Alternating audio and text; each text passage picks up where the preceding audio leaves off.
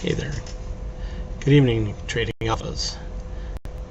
We're about to do a little session on Finviz and heat maps. Basically, I use the heat maps when trading is a little bit slow or I don't have anything really that I'm tracking, and I'm looking to see if there are some ideas for plays out there that might be useful for same day, or sometimes you uncover even longer term plays. Basically, I'm using Finviz and I'm going to use the heat maps. This is the full heat map of all the sectors, and as you can see, this is a heat map from over the weekend, and a lot of the sectors were red on close, but there's little spots of green, and so if I were looking for something generally to play, I would look for an entire sector that might be green, or a large portion of the sector that's been in the green for the day. For example, you've got healthcare was up, or at least moving in the green direction at some point during the day towards the end. Tesla was a mover. Shop seems to always be moving on its own.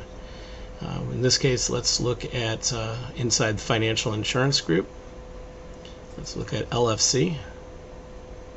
And LFC is China Life Insurance, just a random ID that I picked, or random ticker. Look at intraday trading, and this would not probably be that great of a play because it was pretty much just flat straight for the most part of the day. So let's go back to the beginning and look again. And this time I'm going to move into technology, where we would like to see some recovery. There wasn't a lot over the course of the last couple of days.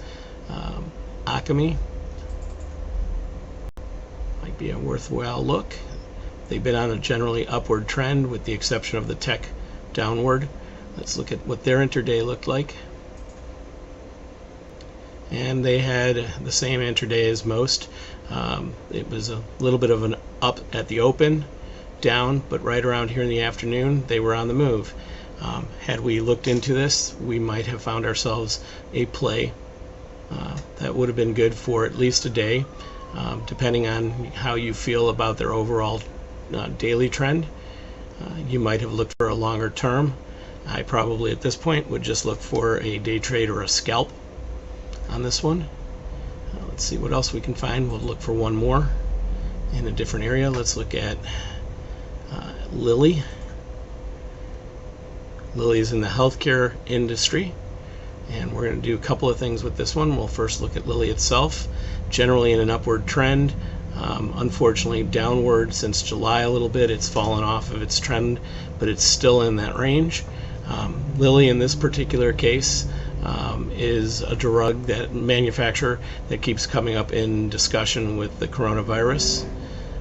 They've been upgraded by Morgan Stanley. You can see some information on that as you go down below, to equal weight, from equal weight to overweight, with a price target of 176, and they're currently at 154. They had been following the upper trend at about 180 is where they're headed towards. 170 is their peak. Previous to that, it was around 165. Now let's look at what intraday activity looked like on, if it were today, but it isn't, it's past. Probably not an easy play here because they didn't climb very much. They went down a little bit, and most of their activity has been after hours. Interesting thing here is they might be worth looking at a play, or looking at them and watch them into next week, because after hours they were up. They were up a full $1.70 by end of day intertrade.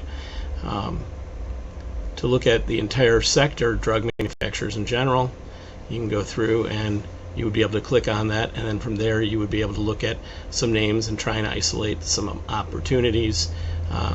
Novo Nordisk, sorry, tough to pronounce sometimes. They also are in an upward trend in the general, also involved in COVID research. They actually were moving up the later part of the day, I believe, on Friday. We'll take a look.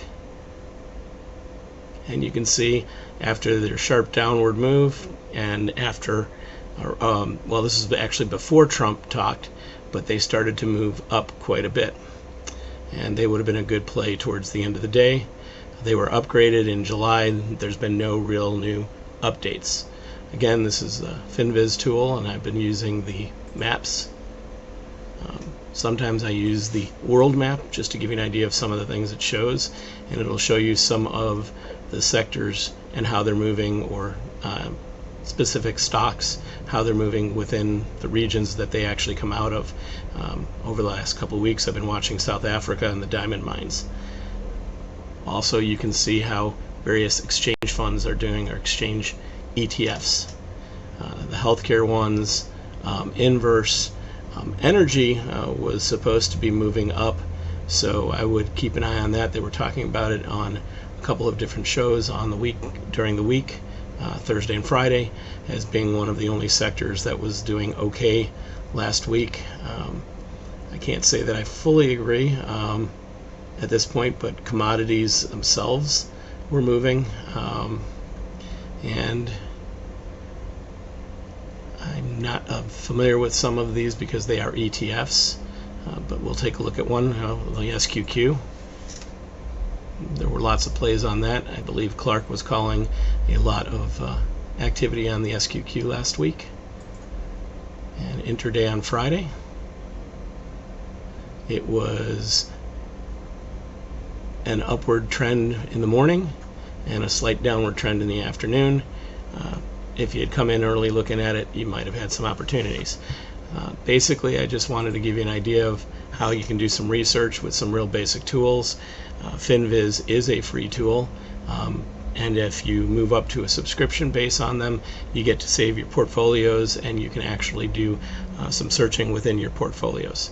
I hope this was helpful, and I appreciate your taking time to listen to and watch this video. Thank you.